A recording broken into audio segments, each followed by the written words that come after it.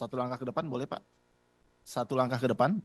Bapak, pada hakikatnya Bapak yang bersumpah, saya hanya memandu lafaz sumpahnya.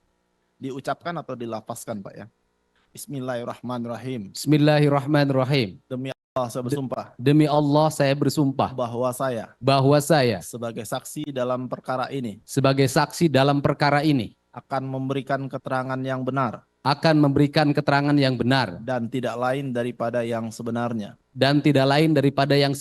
Silakan duduk Pak. Baik, saksi ini akan menerangkan seputar hal apa Pak?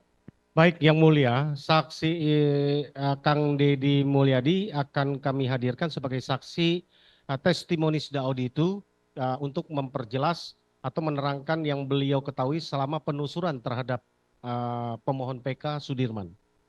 Sudirman ya? Ya. Yang kemarin kan kita periksa beliau ini untuk yang 6 pemohon ya? Betul. Sekarang hanya untuk Sudirman. Betul, Yang Mulia. Silakan Pak, untuk dimulai pertanyaannya. Makasih Kang Haji Deddy Mulyadi sudah berkenan hadir di dalam persidangan PK.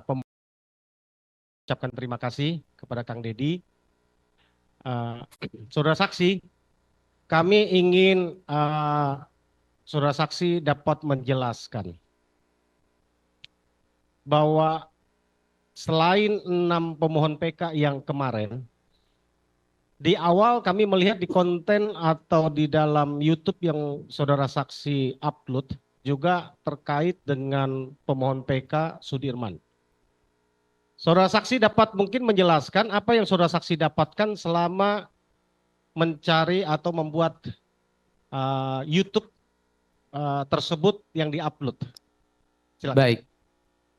Pertama ketika saya menemukan kasus ini melalui PC.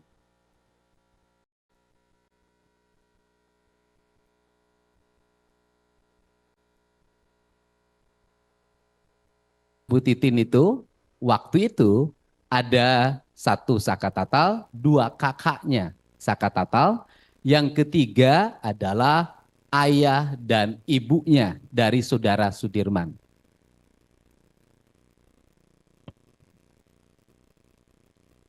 Mohon maaf terganggu, karena pemohon PK ini ada keluhan fisik.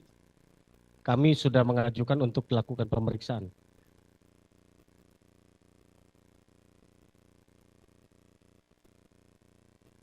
Oke, sesudah saudara saksi melakukan penelusuran ya, mengetahui ada peristiwa, apa yang membuat saudara saksi mengupload itu lalu mencari tahu lebih dalam tentang peristiwa Vina dan Eki di Cirebon ini? Yang pertama adalah ketika bertemu dengan Saka Tatal dan kakaknya, kemudian ayah dan ibunya Sudirman, waktu itu saya bertanya pada ayah dan ibunya Sudirman, di mana posisi Sudirman saat peristiwa itu terjadi. Ayah dan ibunya yang menyatakan bahwa pada saat peristiwa itu terjadi, Sudirman berada di rumahnya dan dia bersumpah. Setelah itu mungkin ini waktu dekat ya, mungkin sekitar 3 bulan atau 4 bulan yang lalu, saya pun bertemu dengan adiknya Sudirman, yaitu saudari Lilis. Dan dia menyatakan pada malam minggu itu Sudirman berada di rumah main HP. Setelah itu juga saya bertemu dengan Arfan, tetangganya Sudirman, yang menyatakan bahwa dia melihat pada malam minggu itu Sudirman berada di depan rumahnya. Kemudian saya juga bertemu dengan saudara Tono sebagai kakak ipar dari saudara Arfan. Ketika malam minggu itu dia wakuncar pada pacarnya yang kebetulan rumahnya berdekatan dengan saudara Sudirman. Dan dia melihat Sudirman ada di depan rumahnya. Cuman pada waktu itu dia pun mengajak saudara Sudirman untuk ke tempat kontrakannya. Tetapi saudara Sudirman menolak. Ya kan, karena dia masih main di tempatnya atau di halaman rumahnya. Biasanya saudara Sudirman itu ketika diajak suka bermain di rumahnya saudara Tono. Baik. Setelah saudara bertemu dengan tadi Arfan, Ritono dan juga Lilis ya, saudara saksi mewawancarai mereka bertiga. Kesan apa yang saudara saksi dapatkan dari kesaksian mereka? Setelah saya mendapatkan kesan yang mendalam bahwa Sudirman bukanlah orang. yang memiliki kualifikasi untuk melakukan tindak pidana. Dilihat dari sisi postur tubuh, kemudian kecakapan, dan ketiga riwayat hidupnya, di mana Sudirman sekolahnya pun itu umur 17 tahun baru lulus SD. Artinya bahwa dia tidak memiliki kualifikasi atau kecakapan seperti orang-orang yang lainnya, apalagi melakukan tindak pidana pembunuhan dan perbuatan asusila. Melihat dari sisi fisik dan fisik yang dimiliki oleh Sudirman, saudara Sudirman menurut saya jauh dari peristiwa yang dituduhkan itu. Baik, memang itu yang kami ingin konfirmasi, saudara saksi, bahwa berdasarkan dakwaan dan juga uraian peristiwa di dalam putusan, Sudirman ini boleh dibilang adalah pelaku utama. Karena pada tanggal 17 Agustus di dalam dakwaan dan uraian peristiwa di putusan, Sudirman ini mendapatkan SMS dari DPO yang bernama Dani. Yang Dani dalam hal ini fiktif dan sampai hari ini belum pernah dihadirkan dan tidak bisa dihadirkan. SMS-nya pun yang bukti tanggal 17 itu ini adalah selama PK kami persoalkan tidak pernah dihadirkan di dalam berkas persidangan. Bahwa dia karena dituduh dia terus yang ke Sakatatal, lalu dia yang memprovokasi, saya sependapat dengan apa yang saksi sampaikan tadi, bahwa biasanya seorang saksi pelaku utama, apalagi ini dalam unsur pembunuhan berencana, tentu dia harus aktif mempengaruhi orang, apalagi ini 11 orang. Ya kan? Mempengaruhi kan? Selain yang sudah disebutkan ada Dani, Sakatatal, dia sampaikan SMS-nya. Masih berikut dengan Sudirman berarti 3 orang. Masih ada 8 orang lainnya. Ya, ada Peggy, ada Andi, kemudian ada yang lain ya, 6 terpidana lain yang kemarin mengajukan PK, ya. Bahwa total ada 11, ya. Rasanya memang tidak mungkin dia proaktif untuk mempengaruhi, ya. Kesan apa yang saudara saksi dapatkan ya terhadap selain bahwa dia secara fisik tidak memungkinkan, secara katakanlah IQ-nya tidak memungkinkan, apalagi yang saudara lihat dia tidak mungkin lakukan perencanaan itu? Orang yang memiliki kualifikasi pendidikan tidak bisa menyelesaikan bangku SD dalam waktu cepat. Biasanya dalam lingkungan hidup sosial bukan orang yang menyuruh tapi orang yang disuruh. Karena dia orang yang disuruh, dia memiliki kualifikasi sebagai orang yang mau disuruh oleh siapapun. Dan mau melakukan apapun. Nah, dalam pergaulan seperti itu adalah orang yang seperti Sudirman, menurut saya tidak punya kualifikasi melakukan perintah. Melakukan tindakan-tindakan yang di luar kemampuan akal dan pikirannya. Kenapa? Karena secara psikologi saya melihat walaupun orang bukan seorang fisiolog, Sudirman adalah orang yang memiliki kerentanan psikologi. Artinya dia sangat lemah. Dia mudah nangis, dia mudah sakit. Itu bisa dilihat dari riwayat kesehatannya. Ya, terima kasih kesaksian saudara saksi terhadap Sudirman ya. Kalau saudara saksi mendapatkan nggak informasi saat itu Sudirman waktu tahun 2016 lalu dari kesaksian yang saudara lihat mungkin di luar Arfan, Ritono dan juga Lilis, mereka kemarin dalam kesaksiannya sudah menyampaikan bahwa Sudirman itu tahun 2016 bulan Agustus itu baru belajar motor. Ya, sedangkan di dalam dakwaan bahwa Sudirman ini dianggap masuk ke salah satu geng motor, waktu itu sebutannya geng motor dan berselisih dengan antar geng. Apa pendapat saudara? Apakah mendapatkan info? Yang pertama bahwa pada peristiwa tanggal 27 Agustus 2016, Sudirman itu tidak dalam posisi bersama teman-teman yang lain. Dia tidak ikut minum ciu di warungnya Bu Nining, dia tidak ikut ke rumahnya Hadi, dan dia tidak ikut nginep di rumah anaknya RT Pasret. Karena dia posisinya dia berada di depan rumahnya.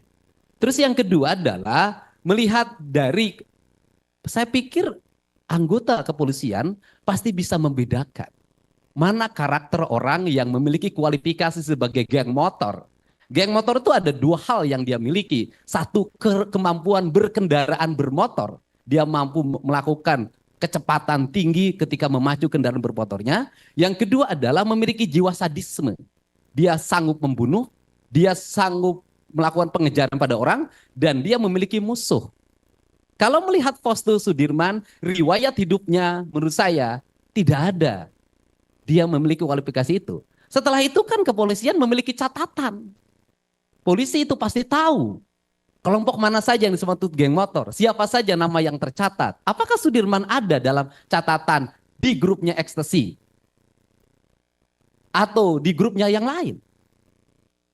Berarti bisa ditanya di seluruh geng motor yang ada di kota Cirebon waktu itu dan di Kabupaten Cirebon, apakah saudara Sudirman pernah ikut nongkrong bersama geng motor? Atau pernah terdapat riwayat dia melakukan tawuran dengan kelompok lain? Karena upaya pembunuhan biasanya dilakukan didahului oleh tawuran yang sebelumnya. Pertanyaannya adalah, apakah Sudirman pernah melakukan tawuran sebelumnya? Polsek pasti tahu.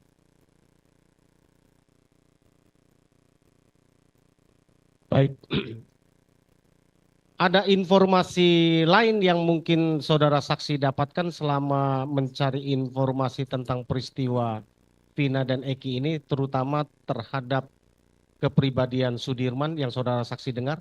Saya justru pada kesempatan siang hari ini saya meminta maaf pada Sudirman. Saya pernah menyatakan ketika berkunjung ke salah satu LP di Bandung, saya mengeluarkan pernyataan bahwa Peggy, setelah Peggy keluar vonis tidak terbukti di pra-peradilan, saya akan nyatakan bahwa Dani dan Andi itu tidak usah dicari lagi.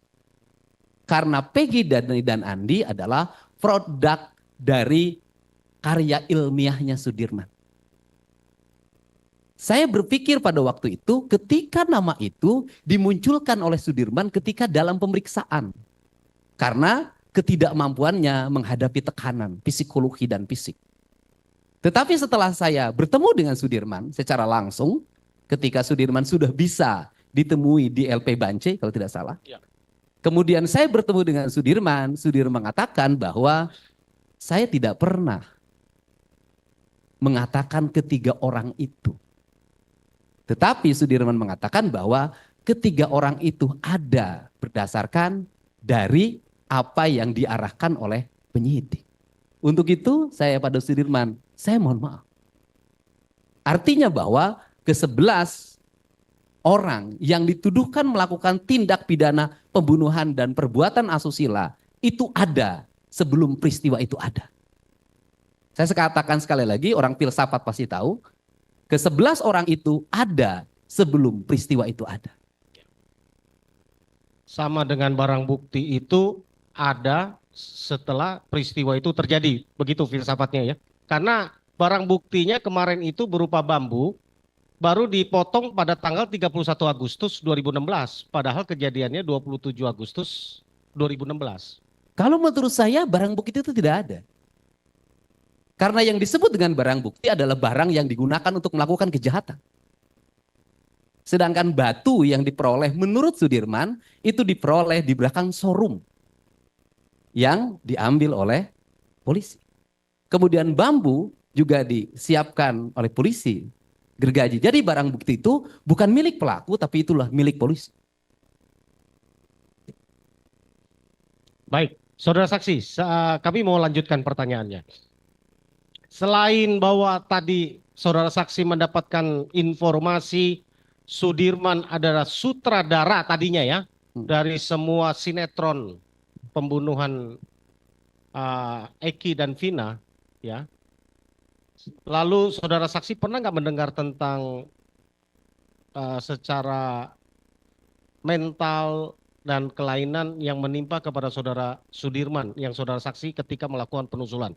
Iya, kalau saya sih melihat bisa dilihat secara fisik. Sudirman itu orang yang tidak memiliki ketahanan fisik dan mental untuk menghadapi tekanan psikologi yang dia alami dan menghadapi tekanan fisik yang dialami. Ketahanan fisik dan mentalnya ambruk dan jatuh.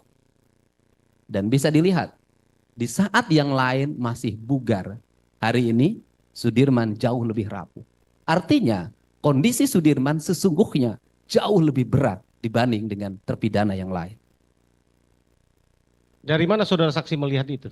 Dari kondisi fisiknya, dari cara berbicaranya, dari sikapnya. Karena dia memiliki kemampuan di bawah kemampuan yang lain. Dan tidak mungkin orang yang memiliki kemampuan yang sangat rendah menjadi otak pelaku. Ya. Setelah melihat nih, sesudah bertemu dan sekarang melihat persidangan PK berjalan, kami ingin tanggapan saudara saksi terhadap Sudirman selain tadi adalah yang paling rapuh, yang paling berat menghadapi siksaan tadi, apalagi kesan, apalagi yang saudara saksi dapatkan terhadap Sudirman ini? Sudirman merupakan orang yang paling berat. Karena dia mengalami tuduhan yang berat. Dia mendapat prasangka dari terpidana yang lain. Prasangka sebagai orang yang seluruh ucapannya dan tindakannya menjadi alat untuk membunuh teman-teman. Prasangka itu akan melahirkan tekanan psikologi yang sangat tinggi. Sedangkan dia sendiri tidak memiliki kesadaran yang cukup untuk melakukan perbuatan hukum, beracara, menghadapi penyidikan, menghadapi penuntutan dan menghadapi penjara yang dia alami. Sesungguhnya Sudirman adalah orang yang paling rapuh di antara seluruh terpidana yang ada. Ya, kalau itu yang saudara saksi sampaikan tadi, bahwa melihat rangkaian yang disampaikan, bahwa lihat dari fisik, mental, tekanan yang dihadapi, bahwa dia bukan pelaku. Dengan apa yang terjadi, yang terbukti atau yang terpapar ya, dipaparkan di dalam muka persidangan ini, apa pendapat saudara terhadap peristiwa Vina dan Eki? Peristiwa Vina dan Eki menurut saya berdasarkan penelusuran dan bukti-bukti yang saya temukan serta keyakinan yang saya miliki. Peristiwa Vina dan Eki adalah peristiwa kecelakaan murni. Yang tidak ada kaitannya dengan 8 terpidana yang lainnya. Karena ini peristiwa murni sesungguhnya. Gelora, gelombang yang terjadi, lahirlah penangkapan, kemudian penyelidikan, penyidikan, penuntutan, sampai ke muka pengadilan mereka mendapat hukuman vonis. Sesungguhnya itu adalah hanya peristiwa psikologi personal orang yang memiliki kuasa atas segala hal. Psikologi orang akan tumbuh menjadi raksasa manakala yang dihadapi orang-orang kecil dan tidak berdaya. Lain kasusnya apabila Sudirman CS adalah anaknya orang-orang yang punya kemampuan secara ekonomi dan kekuasaan. Tidak akan mereka mengalami peristiwa yang seberat ini. Menurut saya, dalam konsepsi ini saya melihat ada beberapa hal. Yang pertama, hilangnya akal sehat. Yang kedua, hilangnya nilai-nilai kemanusiaan. Kedua hal ini sangat berbahaya bagi kehidupan hukum kita. Dan untuk itu menurut saya harus segera dihentikan. Kalau melihat rangkaian peristiwa Vina dan Eki seperti yang saudara saksi sampaikan, bahwa saudara saksi sudah pada kesimpulan itu adalah kecelakaan tunggal. Tentu saudara saksi punya alasan dan sudah beberapa saksi yang memang dalam persidangan di tempat sudah kita hadirkan, itu sudah kita sampaikan. Masyarakat ini sebagian masih menganggap bahwa ini adalah pembunuhan, tapi bukan mereka inilah yang pelakunya. Bagaimana menurut pendapat saudara? Kalau menurut saya asumsi tentang pembunuhan adalah asumsi opini yang dilahirkan di media sosial sebagai bentuk kontra terhadap peristiwa kecelakaan. Kenapa? Karena masyarakat kita senang terhadap hal-hal yang bersifat tendensius, dihubungkan dengan jabatan orang, dihubungkan dengan kekuasaan orang, sehingga kalau tidak dihubungkan dengan jabatan kekuasaan orang, itu tidak menarik di media sosial. Saya orang yang dibully karena menyatakan bahwa ini kecelakaan tunggal. Saya orang yang dibully habis-habisan ketika mengatakan bahwa Peggy Cianjur adalah anak kuli bangunan, bukan anak Bupati Cirebon. Tetapi bagi saya, kebenaran materi dan kebenaran formil serta kebenaran hakiki bukan mengikuti arus media sosial. Tapi kita harus menghadirkan fakta-fakta yang masuk logika masyarakat. Dan tugas kita sebagai tokoh masyarakat adalah mendidik publik agar ngerti masalah dan proporsi yang sebenarnya dan tidak masuk pada emosional, sensasional, mistis. Yang terakhir dari saya, saudara saksi, Kang Haji Dedi Mulyadi, Apa harapan saudara saksi melihat makin terbukanya peristiwa ini dengan PK 6 terpidana dan terakhir dengan PK pemohon Sudirman? Harapannya adalah mereka dibebaskan. Kenapa? Di situ ada kesesatan berpikir. Selain alat bukti yang tadi dikatakan batu dan bambu yang itu sesat dan menyesatkan pikiran kita sebagai manusia sehat.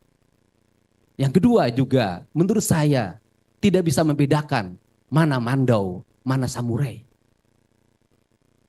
Dalam pengakuan saudara Ucil yang dia bawa itu, yang disita itu adalah mandau. Di keterangan pengadilan itu samurai. Padahal kita tahu mandau itu senjatanya orang Kalimantan dan samurai senjatanya orang Jepang. Kan kita meletakkan mandau dan samurai saja sudah salah, itu benda yang kasat mata. Apalagi kebenaran yang esensial yang ada di balik ini semua. Yang kedua, coba kita menggunakan logika.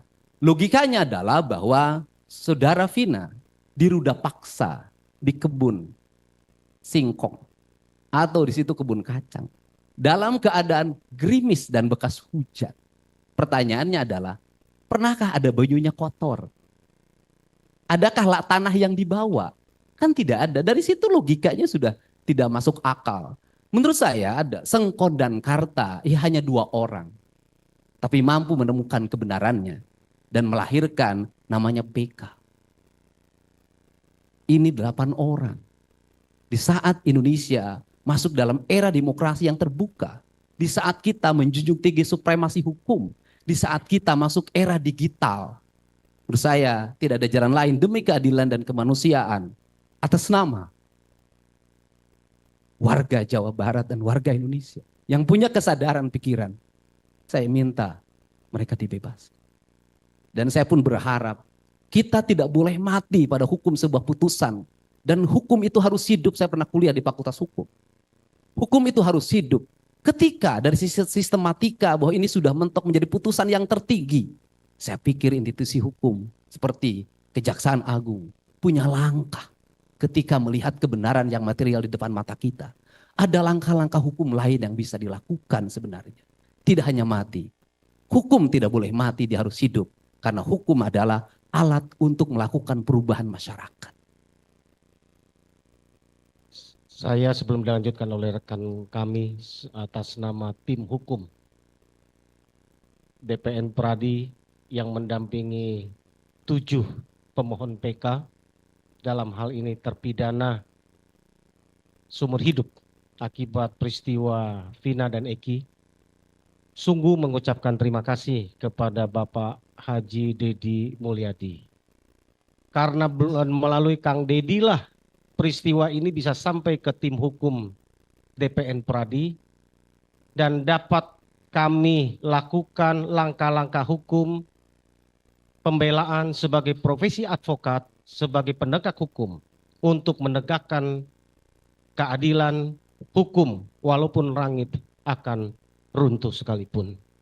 Itulah yang kami sampaikan, itulah yang kami perjuangkan. Terima kasih sekali lagi kepada Kang Dedi Mulyadi yang sudah membuat awal peristiwa ini menjadi terang dan kasus ini dibawa kepada tim hukum DPN Pradi dan kami menanganinya bersama Profesor Dr. Otto Hasibuan SHMM. Terima kasih. Rekan lain mungkin tambahkan. Saya menambahkan sedikit, saudara saksi. Silakan, Pak. Saya mengenal saksi adalah sebagai tokoh dan pengamat sosial. Bukan hari ini gitu. Saya sudah baca, sudah lihat podcastnya dari bertahun-tahun yang lalu.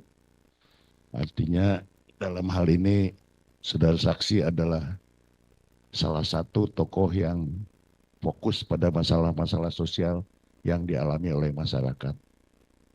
Pertanyaan saya adalah, kenapa saudara saksi jadi fokus ke masalah Vina ini gitu?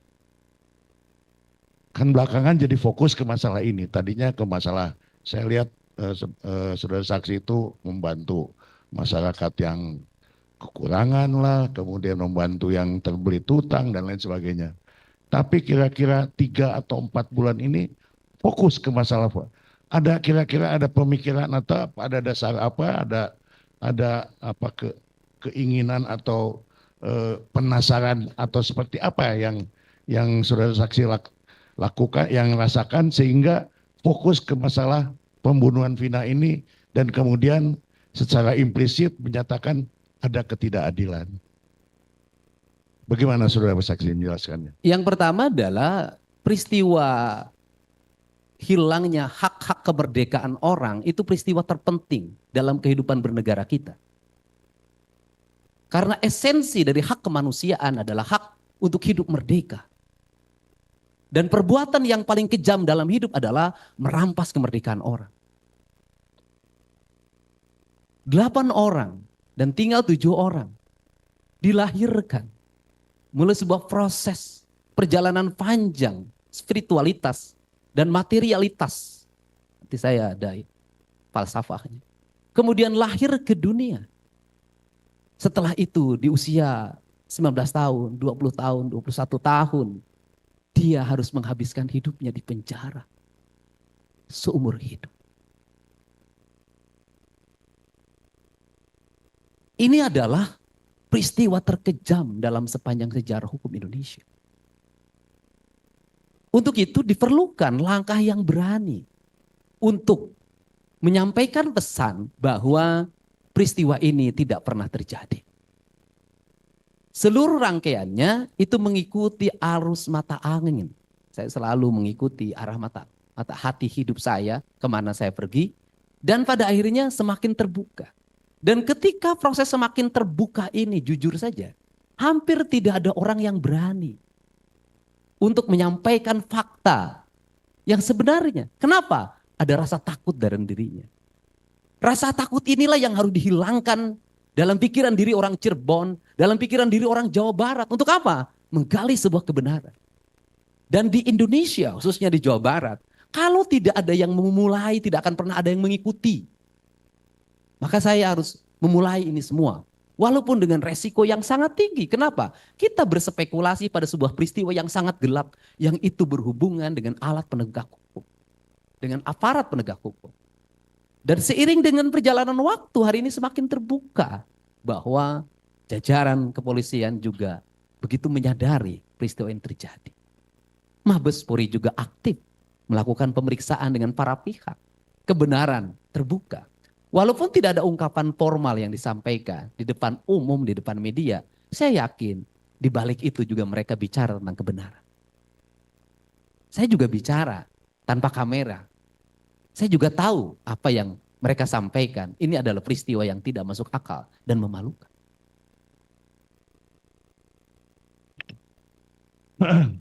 Saya ingin mendalami lebih dalam lagi sedikit tentang kata-kata ketidakadilan itu. Pemahaman saudara saksi tentang ketidakadilan ini, khususnya di kasus Vina dan Eki ini, seperti apa kok jadi dalam hal ini, maaf bahwa saudara saksi berani melawan menentang netizen lah, menentang segala macam, dan tetap dengan prinsip dan keyakinannya bahwa ini ada ketidakadilan. Ketidakadilan ada seseorang yang menjadi terperiksa, kemudian tersangka dan terpidana harus mendapat pendampingan hukum yang memadai. Harus mendapat rasa adil dalam proses hukumnya. Saya melihat dalam seluruh proses yang dijalani oleh ke-8 terpidana dan sekarang tinggal 7 terpidana yang terpenjara, seluruh prosesnya tidak adil. Mereka tidak adil ketika sudah dilapor seorang pelapor yang berkapasitas mengaku diri sebagai sipil padahal dia sebagai anggota. Itu melaporkan menyebutkan 11 orang tersangka. Kemudian dilakukan penangkapan sendiri. Setelah itu dilakukan pemeriksaan. Walaupun kepada akhirnya diserahkan kepada unit serse. Tapi proses awalnya sudah menurut saya bertentangan dengan prinsip-prinsip keadilan. Dengan bertentangan dengan prinsip-prinsip transparansi dalam penanganan kasus. Ini adalah peristiwa terjadi pada mereka. Kenapa peristiwa ini terjadi pada mereka? Karena mereka berstatus ekonominya rendah. Karena mereka berstatus orang-orang miskin. Dan saya katakan kalau ini menimpa anak pejabat, menimpa pejabat tinggi, menimpa anak dari keluarga besar, alat penegak hukum, atau aparat penegak hukum tidak akan terjadi. Mereka adalah orang-orang yang sial karena status sosial hidup.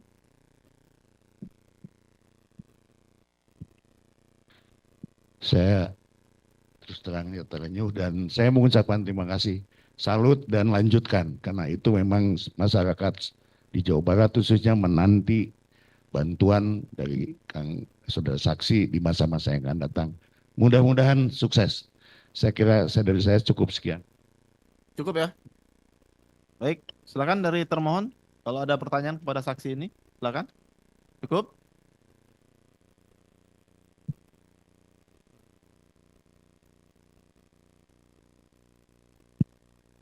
Terima kasih Yang Mulia. Selamat datang Pak Haji Dedi untuk yang ketiga kalinya. Kami tidak ingin ada pertanyaan, sudah cukup pertanyaan dari para tim penasihat hukum.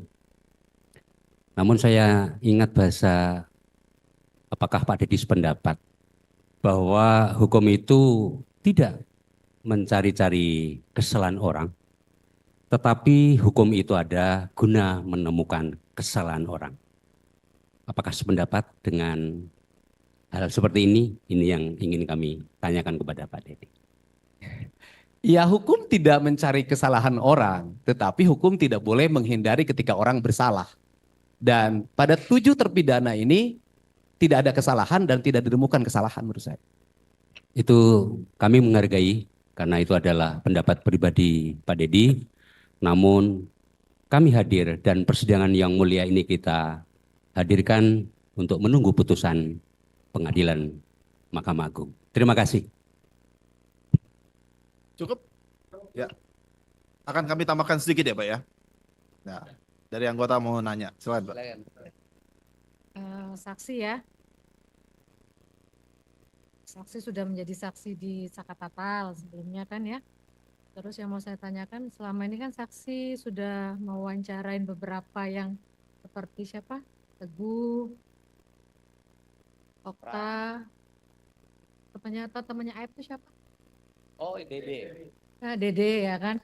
Nah, yang berawal dari kesaksian Aib dan Dede kan, yang mau saya tanyakan, waktu wawancara si Dede ini ada nggak saksi menanyakan yang nongkrong di situ tuh berapa orang yang dilihat sama si Dede dengan kepalanya sendiri, dia melihat langsung nih berapa orang? Iya, justru Dede tidak melihat ada orang nongkrong. Tidak melihat ya. Tidak melihat ada orang nongkrong. Terus seperti yang saksi tadi katakan bahwa nama Andi, nama siapa Dani tadi adalah akal-akalan dari Sudirman. Iya. Padahal saksi menanyakan Sudirman itu mendapatkan nama itu dari penyidik. Iya. Berarti sebenarnya orang-orang ini tidak ada. Ya tidak ada. Terus saksi kan pernah menanyakan bapaknya, berarti setidaknya wawancara ke kampung situ lah ya. Ya. Ke kampung situ. Ada nggak di wawancara itu ke anak-anak yang lainnya itu kenal nggak sama si Andi, si Dani, si Peggy, dan satu lagi yang hilang tuh siapa? Hah? Si Panji itu ada nggak? Kan kalau satu tongkrongan berarti kumpulnya di situ atau tidak jauh rumahnya ngumpulnya bareng. Ada nggak dari sekian yang saya wawancara ini? Baik, saya keliling kemanapun nyari nama Andi banyak, tapi ternyata bukan Andi yang dimaksud. Kemudian Peggy juga mungkin banyak, tapi bukan Peggy yang dimaksud. Dani banyak, Dani yang dimaksud. Sebenarnya logikanya sederhana. Logikanya sederhana banget. Andai kata nama Andi dan Dani itu ada dari dulu sudah bisa ditangkap kan, di setiap desa dan kelurahan ada Babin Kamtibmas. KTP-nya ada. Kan gampang. Menurut saya kenapa tidak bisa ditangkap? Karena memang itu nama fiktif. Berarti menurut saksi nama-nama itu nggak ada ya? Nggak ada. Karena dari wawancara saksi di kampus itu mereka pun tidak mengenal 4 orang ini. Tidak. Termasuk Panji yang nggak jelas kemananya itu ya. Cukup aja tuh.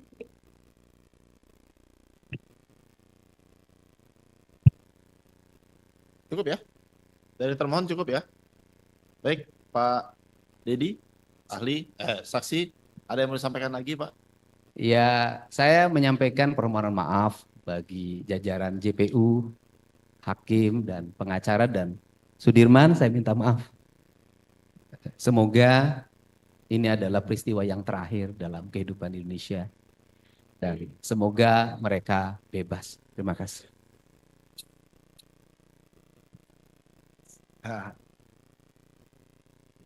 Ya, baik. Dengan demikian, kalau Bapak tidak akan ada lagi yang mau disampaikan, sudah selesai pemeriksaannya sebagai saksi. Terima kasih atas kehadirannya dan memberikan Yang mulia, keterangan di izin ruang ada sidang. tanggapan dari Oh, pemohon. Pak Sudirman, ada yang mau ditanggapi enggak dari keterangan Pak Dedi ini? Ada? Pelan-pelan, pelan-pelan. Nggak apa-apa, kalau nggak kuat berdiri, sambil duduk juga nggak apa-apa. Assalamualaikum Pak Dedi. Salam. Sudirman juga memaafkan Pak Dedi. Sebelumnya Pak Dedi itu nggak bersalah sama Dirman. Cuma Dirmannya aja yang suruh-suruh sama polisi mau-mauan. Pelan-pelan, pelan-pelan Sudirman. Nah. Ya.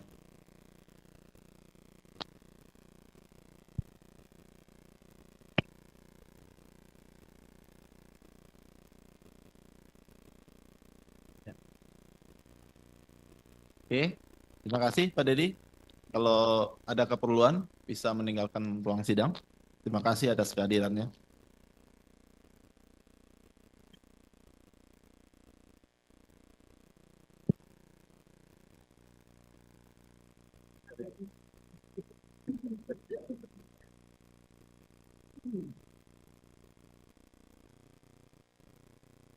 Begini ahli, di dalam perkara ini, katakanlah inkasu, di kasus ini, saya yakin ahli sudah meneliti dan melihat dari awal sampai akhir.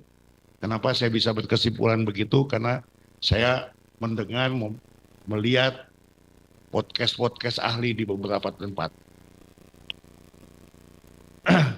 Saya ingin pendapat ahli tentang kasus ini, inkasu. Mohon izin yang mulia. Selain memang secara ada tanggung jawab kami sebagai seorang ilmuwan, tidak hanya pada ruang-ruang media yang hari ini kita manfaatkan. Pada beberapa saat yang lalu, kami dosen hukum pidana mengadakan kajian bedah kasus di Surabaya. Semua dosen-dosen hukum pidana dan praktisi hukum. Ada mix juga, ada beberapa mahasiswa yang ada di sana. Dalam kesempatan ini yang mulia, jantung daripada peristiwa ini adalah BAP yang mulia. Izinkan saya jika memang nanti sejak awal BAP ini konsisten yang mulia. Nanti saya bisa tunjukkan bagaimana keterangan AF, bagaimana keterangan DD, bagaimana akhirnya dituangkan Pak Rudiana dalam BAP ini. Jika yang mulia memperkenankan, saya akan menunjukkan berkas-berkas itu dan di poin-poin mana kekeliruan-kekeliruan itu. Kekeliruan pertama tentang jenis sepeda motor yang berbeda. Semuanya ada di situ. Tiba-tiba nanti di dalam dakwaan jaksa meletakkan sepeda motor yang tidak ada. Baik. Boleh saya tunjukkan yang mulia? Saudara paparkan dulu, nanti setelah paparan baru kita tunjukkan mana poin-poinnya. Jadi kita bisa mendengar dulu. Ya, mendengar dulu baru ditunjukkan. Baik. Silakan Pak. BAP, AF dan DD. Kalau kita lihat tanggal 30 atau 31 nanti kita lihat lagi berkas. Pak Rudiana itu bergerak mulai jam 10 pagi. Melakukan Ini AF ya? Ya, dari BAP kita AF lihat. ya? Jadi kalau kita lihat dari BAP-nya Pak Rudiana, itu dia bergerak pada hari itu jam 10 yang mulia. Ini BAP AF apa BAP Rudiana? AF, DD, dan Pak Rudiana. Saya akan memixkan 3 BAP tersebut nanti. AF, DD, dan Pak Rudiana. Rudiana. Oke. Yang aktif pada waktu itu dia bergerak jam 10. Setelah itu setelah 2 jam dia ketemu jam 14 di showroom tersebut, baru mendapat telepon jam 16 pada waktu itu. Bertemu dengan AF dan DD di showroom tersebut yang mulia. Dari situlah dapat gambaran dan saya langsung melakukan tindakan-tindakan dan Pak Rudiana mulai melakukan laporan jam 18. Anehnya dalam berkas perkara tersebut yang mengkomunikasikan adalah AF, tapi dalam BAP tersebut AF diperiksa belakangan. Padahal yang kontak pertama itu adalah AF, orang yang paling tahu, dan AF yang juga mungkin bersinggungan langsung dengan peristiwa pada waktu malam itu. Kan AF yang ngajak. Nanti kita bisa lihat dalam berkas perkara. Kedua, dalam keterangan Dede dan Aep itu berbeda. Satu menyatakan orang malam itu 5 orang, satu menyatakan 8 orang. Bagaimana mungkin yang mulia dalam satu peristiwa, dalam satu titik yang disebut dalam warung Madura, ada orang yang berbeda. Dalam keterangan yang 5 dan 8, tiba-tiba didesain kembali oleh Pak Rudiana menjadi 11 orang. How come? Sedangkan dia tidak melihat kejadian tersebut. Pintu-pintu inilah yang sebenarnya teman-teman kejaksaan yang harus perhatikan. Disinilah dapat dilihat by design daripada sebuah perkara ini. Kedua yang mulia, tentang jenis motor. Karena ini berkaitan dengan pembuktian. Ada yang bilang 5, ada yang bilang 1, ada yang bilang 8. Nanti kita lihat dalam pembuktiannya segala macam. Dan anehnya, Saudara jaksa dalam surat dakwaan menuliskan ada satu kendaraan Vario yang tidak disebutkan oleh saksi. Baik Aep, Dede, dan segala macam. Dalam dakwaan, dalam putusan tersebut, Saudara jaksa menyebutkan ada jenis kendaraan Vario. Dari mana diangkat itu yang mulia? Tidak ada satu keterangan. Nanti saya pertunjukkan yang mulia. Betapa tidak telitinya dan cermatnya. Dalam putusan nomor 4. Termohon bawa surat dakwaannya, Pak. Enggak, berkasnya nggak bawa. Biar kita cocokkan. Bawa ya.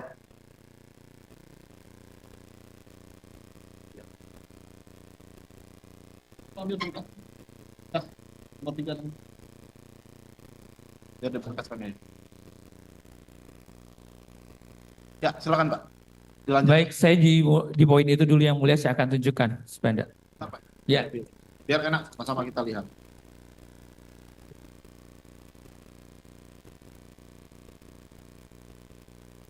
Nanti izinkan saya juga yang mulia mungkin karena tadi sudah telisuri, selain memang tadi mulai dari penyidikan, terus dakwaan yang tadi tidak tepat, dan saya menemukan betapa putusan pengadilan tinggi juga tidak diambil dengan pertimbangan yang matang.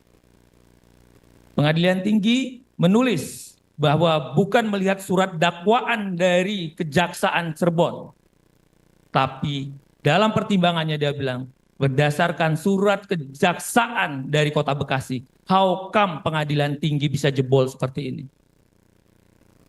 Saya pegang, kalau ini yang saya terima salah, berarti yang saya terima yang salah. Dan ini ada capnya, fotokopinya dari Pengadilan Negeri Cirebon. Berkas pertama, bukan melalui dari yang di internet ya. Saya memilih dokumen asli yang dimohonkan pada waktu itu.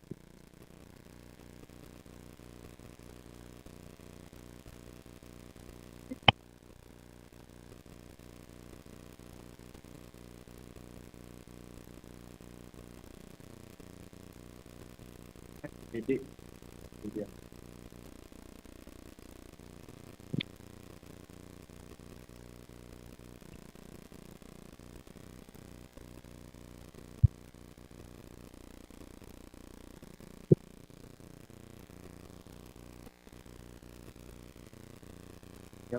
Ahli tadi di mana di putusannya?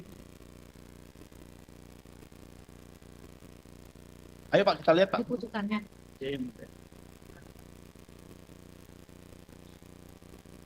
Di putusannya Pak.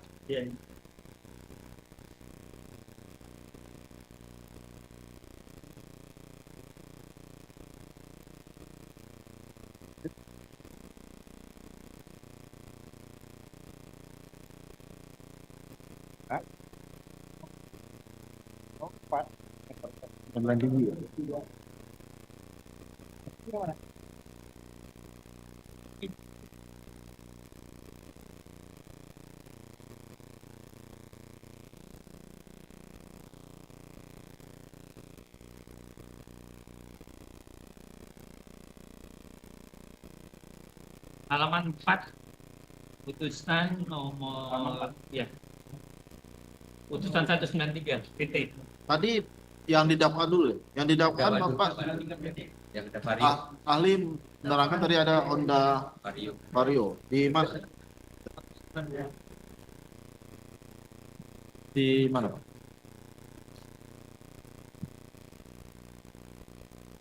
Mana? Di halaman? Halaman 9 yang mulia.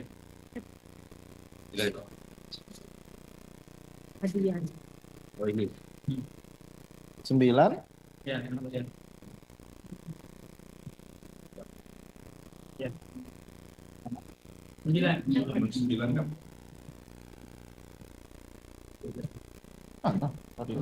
Ini dakwaan kan? Dakwaan.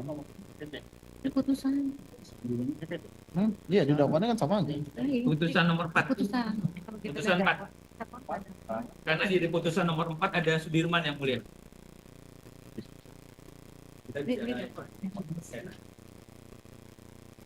Ya, dakwaan. Dakwaan yang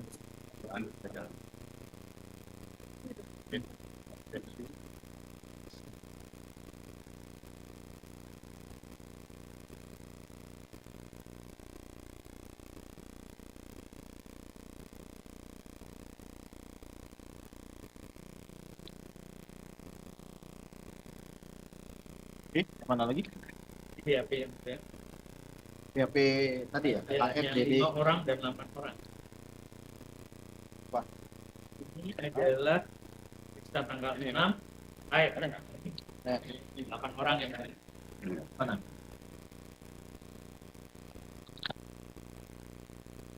Yang Ini. ya. Ya, ketemu? AF. Ini adalah BAP-nya Dede, 5 orang.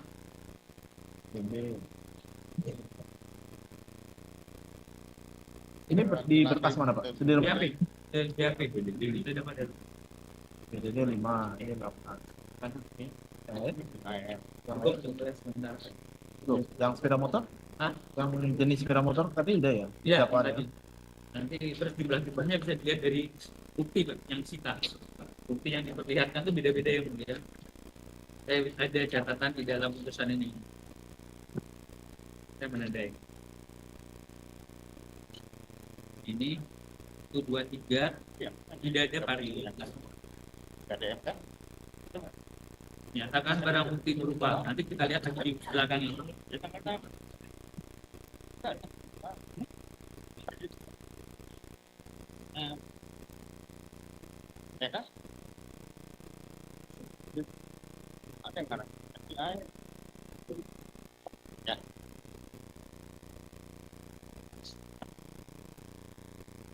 Dan keterangan Rudiana 11 orang yang mulia.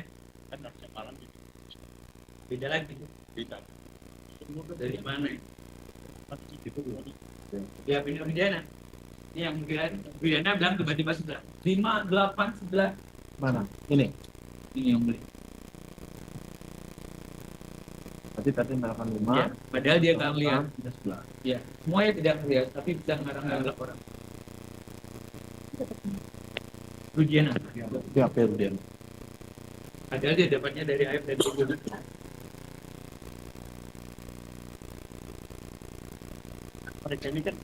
Di sidang Jadi, Rudiana. Ada bukti dalam diskusi. Maaf yang mulia.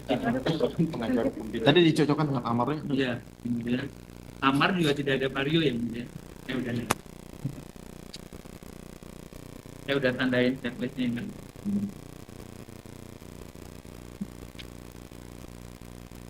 Berarti yang tadi ada varionya. Ada vario yang Di amar nggak ada vario. tidak ada. Berarti Nah, itu mungkin dia tidak melihat bagaimana cara itu. oke.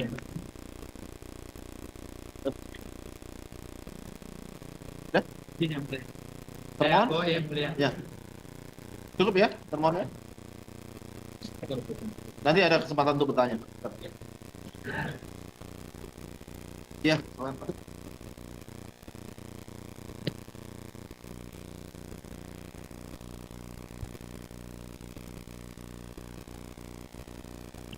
Masih ada? Silakan dilanjut, tadi belum selesai. Oh, belum selesai. Silakan, Pak. Lanjutkan, Pak.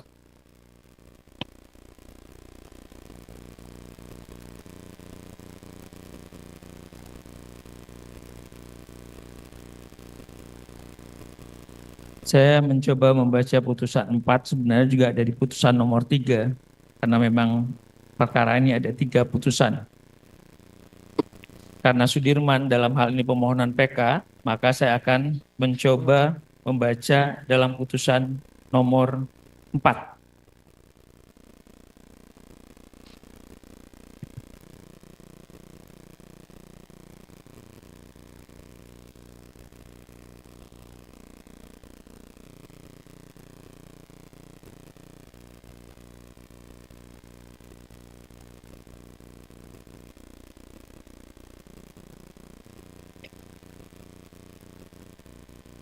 Oh ya, di dalam keterangannya Pak Rudiana itu yang diperlihatkan dalam persidangan hanya 1 unit sepeda motor yang mulia. Jadi bukan 5 atau 4 atau dari jenis. Keterangan Pak Rudiana hanya diperlihatkan. Apakah saksi mengenali barang bukti yang diajukan persidangan karena kepunyaan ini itu hanya menerangkan satu kendaraan sepeda motor. Ya makanya dicoba dikonfirm di berita acara penyitaan.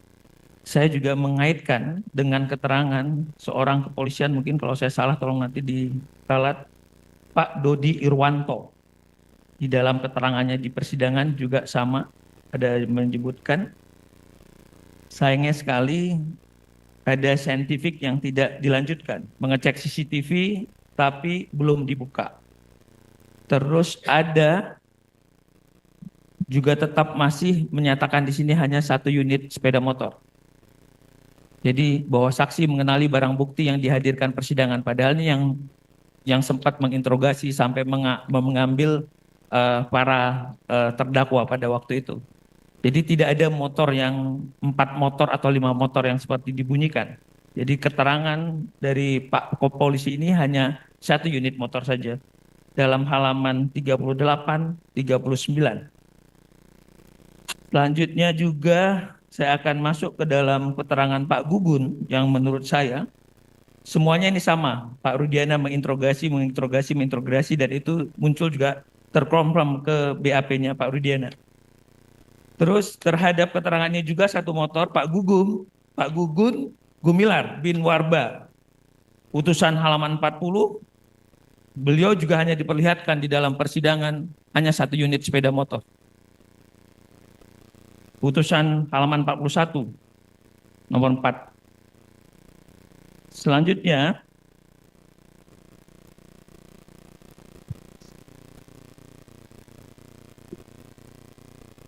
lebih miris lagi adalah yang tidak diuji. Saksi Liga Akbar Cahya alias Gaga di bawah sumpah pada halaman 48.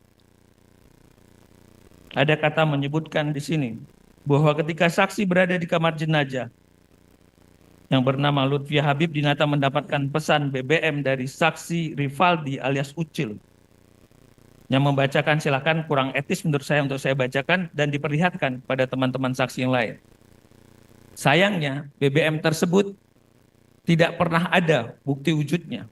Lagi-lagi ini gantung, scientific evidence tidak dimunculkan. Orang hanya dikasih 1 seolah-olah ada BBM, tapi BBM itu tidak ada wujudnya. Jadi bukan hanya SMS. Kita bisa baca di halaman 47 daripada putusan tersebut. Selanjutnya, bayangkan saksi daripada yang tadi saya sebutkan, Liga Akbar ya mungkin. Ya, Liga Akbar. Dalam putusannya dia mengaku baru kenal 1 bulan, tapi udah biasa ke rumah Rizky pada waktu itu, baru kenal 1 bulan. Jadi bahwa saksi kenal dengan Muhammad Rizky Rudiana sejak bulan April dan dikenalnya sejak bulan Juli 2016. Kejadian adalah Agustus. Jadi ini katanya dia ngaku tapi dia takut orang kalau udah dekat biasa di rumah, seharusnya kalau ada terjadi suatu ya dia akan protek. Tapi tiba-tiba ini muncul. Sayangnya tadi BBM itu tidak ada dan tidak relevan dalam pembuktian secara saintifik. Padahal polisi banyak menemukan celah-celah pembuktian yang cukup sederhana bisa dilakukan. Tapi ini diabaikan. Selanjutnya saya membaca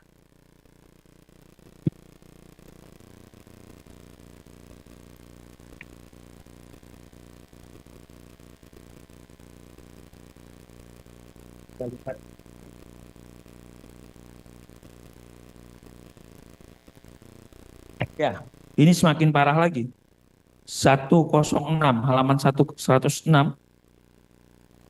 penyerangan yang direncanakan sejak tanggal 17 Agustus 2016 dengan cara Dani, yang disebut adalah subjek hukumnya Dani, menyebarkan SMS. How come orang yang fiktif? Siapa yang mengirim itu? Hantu, setan, tidak berwujud, sedangkan manusia itu harus berwujud.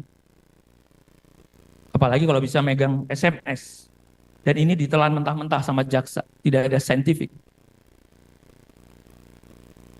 Ini yang kita bilang tadi, lompat. Seharusnya ditanya dong, ini siapa? Ini tidak ada. Menyebarkan SMS kepada Sudirman dan tidak memperlihatkan isi SMS tersebut sampai sekarang. Selanjutnya halaman 107. Polisi menyatakan ini adalah kecelakaan. Sayang mendiknya tidak ada. Jadi polisi sejak awal bilang ini kecelakaan. Termasuk dokter dalam visum menyatakan ini kecelakaan pada waktu itu ya. Tapi saya tidak mengambil itu. Jadi ada keterangan polisi, dikuatkan juga sama dokter yang pertama malam itu juga. Di dalam visumnya sudah disebutkan. Tapi saya tidak mengambil ke sana yang mulia ya. Saya tidak tahu. Tapi yang jelas ada bahasa yang begitu. Tapi lagi-lagi mindiknya, administrasi penyidikan antara ditariknya dari Polres Cirebon ke kota itu juga tidak ada. Ini menunjukkan unprofesional di tingkat penyidikan, lompat, dan jaksa juga lalai untuk ini. Selanjutnya, ada kata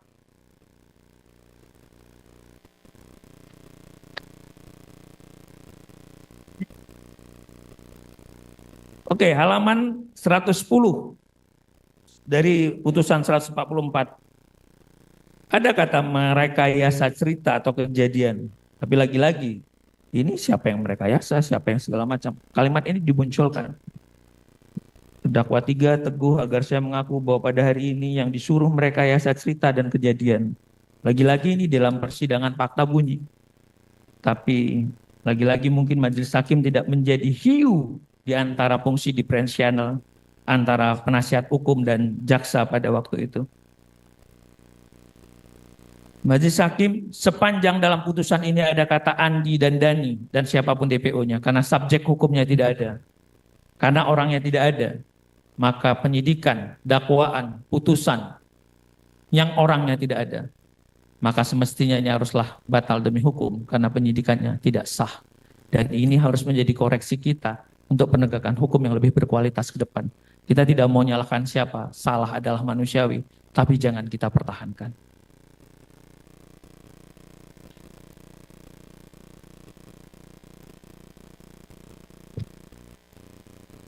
Yang mulia, mungkin terakhir saya hanya protes pada Pengadilan Tinggi Bandung pada waktu yang tadi, yang mulia. Bagaimana kecerobohan perkara di Cirebon, tapi mencantumkan dakwaan di Kejaksaan Bekasi. Saya mengaitkan pada putusan di akhir daripada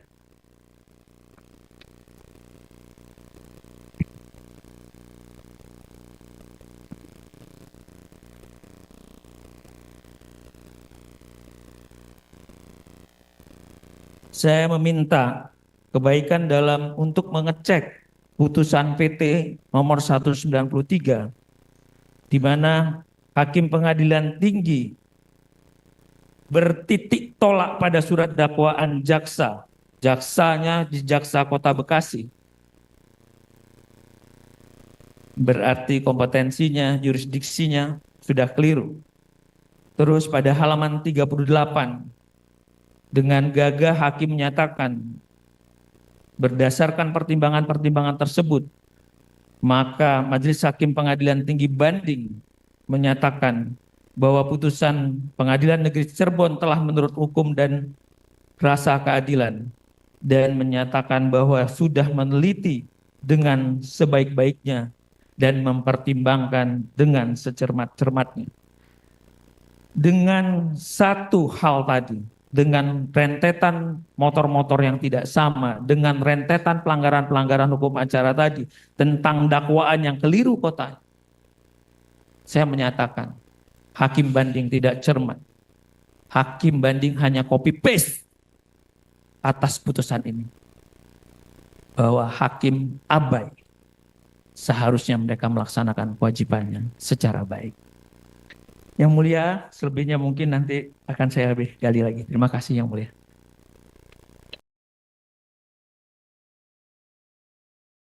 Menjunjung tinggi prinsip jurnalisme dalam setiap tayangan terbaiknya. Menghadirkan berita bernilai sebagai referensi.